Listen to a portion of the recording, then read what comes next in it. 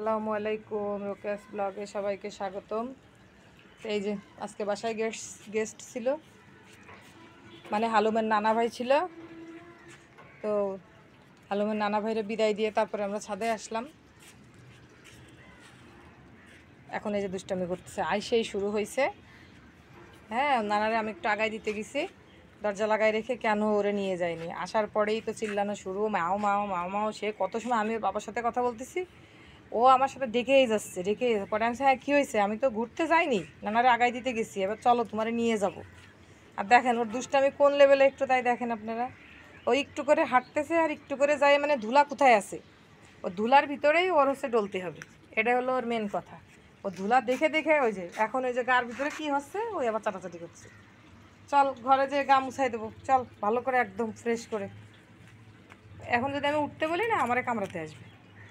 ও যত সময় মন চায় তত সময় এইভাবে এইভাবে ডলবে। উফ, কি মজা! এক পল্লা কালো হয়ে গেছে গার, এতক্ষণ সুন্দর ছিল, এক পল্লা গা কালো করে ফেলছে ডলে। ওই যে পাখি ডাকতেছে, শুনেছিস? এই দুষ্টু, পাখি যে ডাকতেছে তুই কি শুনেছিস? হ্যাঁ বল। ওই যে ও দেখতেছে কোথায় ধুলাবালি আছে। কি শুকতেছিস আবার? হ্যাঁ দেখেন কোন লেভেলের দুষ্ট, এখন মানে নিচে চলে যাবে। এখন ভাবতেছে যে আমি নিচে চলে যাবো। পাখি কই দেখি আমি একটু, পাখি তো এখানে নেই। যে আর একসাথে চলে যাবো গাছে পানি দিয়ে, চলো। ঠিক আছে, তো এইরকম হলো আলুমের দুষ্টামি, দুষ্টু মিষ্টি দুষ্টামি।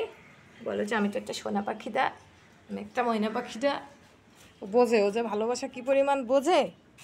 বকা দিলেও বোঝে। রাত্রেবেলা ঘুমানোর সময় খুব বিরক্ত করে, মাঝে মাঝে খুব জ্বালায়, ওর ভাই বোনদের কামড়ায়। হ্যাঁ, যদি আমি নিয়ে আসি শোবে না, ওদের কামড়াইতে যাবে।